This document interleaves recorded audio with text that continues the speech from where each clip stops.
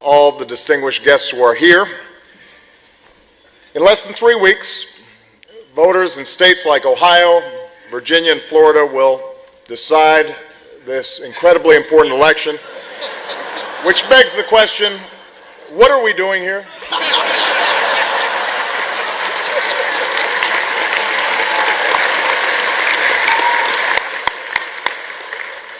Of course, New Yorkers also have a big choice to make. You have to decide which one of us you want holding up traffic for the next 4 years.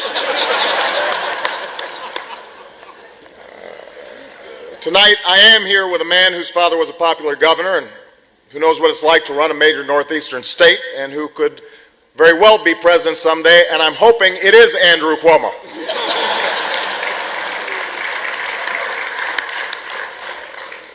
This is the third time that Governor Romney and I have met recently. As some of you may have noticed, I had a lot more energy in our second debate. I felt really well rested after the nice long nap I had in the first debate.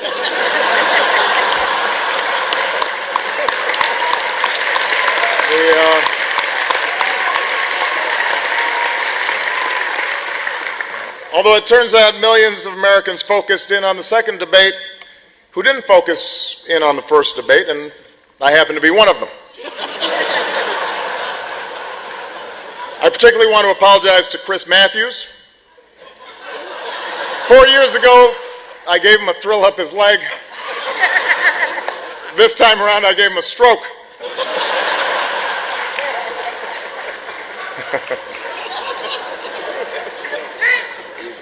Of course, there's a lot of things I learned from that experience.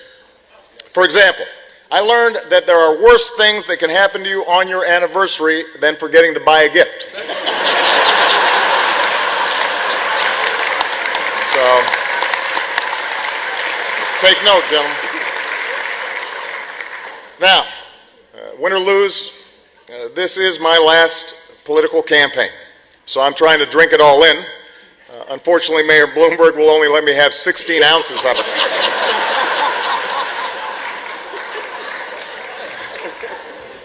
But that's okay. I'm still making the most of my time in the city.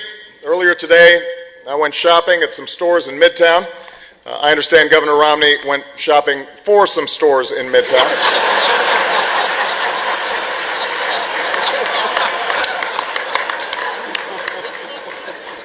And it brought back some great memories because some of you know I went to school here in New York. Had a wonderful experience here. Used to love walking through Central Park, loved to go to Old Yankee Stadium, the house that Ruth built, although he really did not build that. I hope everybody's aware of that.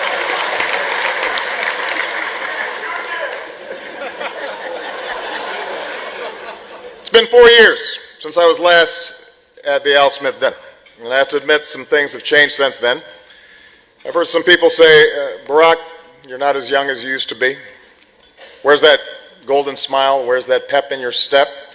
And I say, settle down, Joe. I'm trying to run a cabinet meeting here.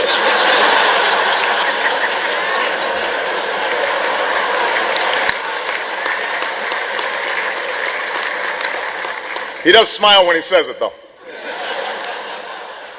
Tomorrow, it's back to campaigning. I visit cities and towns across our great country, and I hear the same thing everywhere I go. Honestly, we were hoping to see Michelle. And I have to admit, it can be a grind. Sometimes it feels like this race has dragged on forever. But Paul Ryan assured me that we've only been running for 2 hours and 50-something minutes.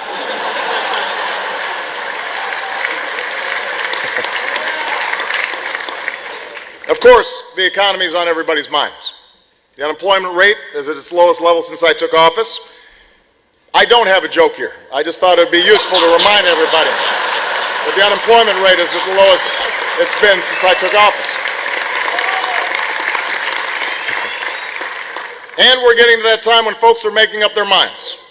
Just the other day, Honey Boo Boo endorsed me. So that's a big relief.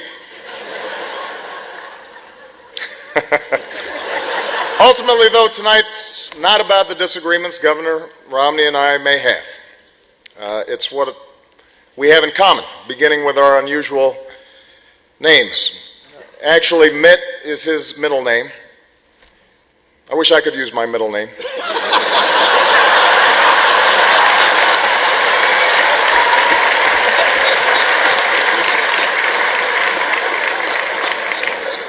And even though we're enjoying ourselves tonight, we're both thinking ahead of our final debate on Monday. I'm hoping that Governor Romney and I will have a chance to answer the question that is on the minds of millions of Americans watching at home. Is this happening again? Why aren't they putting on The Voice? Now, Monday's debate is a little bit different because the topic is foreign policy. Spoiler alert, we got bin Laden.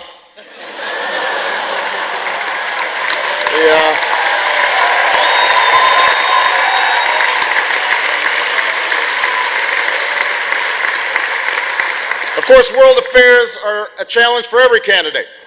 After, some of you guys remember, after my foreign trip in 2008, I was attacked as a celebrity because I was so popular with our allies overseas. And I have to say I'm impressed with how well Governor Romney has avoided that problem.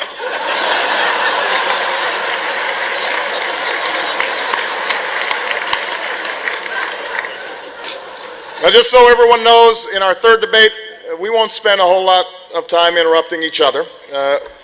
We will also interrupt the moderator just to mix things up. And finally, let me say that I've been doing some thinking, and I've decided that for our final debate, I'm going to go back to the strategy I used to prepare for the first debate. I'm just kidding. I'm trying to make Axelrod sweat a little bit. Get him a little nervous.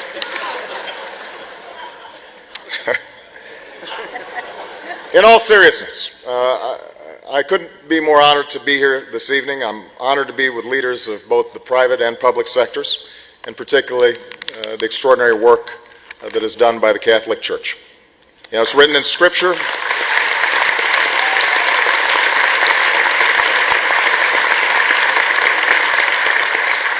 It's written in Scripture that tribulation produces perseverance, and perseverance, character, and character, hope. This country's fought through some very tough years together, and while we still have a lot of work ahead, we've come as far as we have, mainly because of the perseverance and character of ordinary Americans. And it says something about who we are as a people that in the middle of a contentious election season, opposing candidates can share the same stage. People from both parties can come together.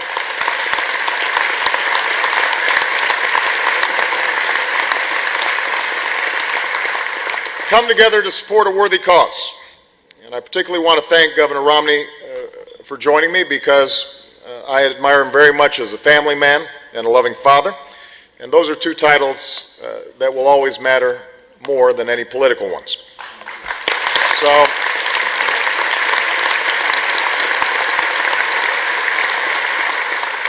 we may have different political perspectives, but I think, in fact, I'm certain that we share the hope that the next 4 years will reflect the same decency and the same willingness to come together for a higher purpose that are on display this evening.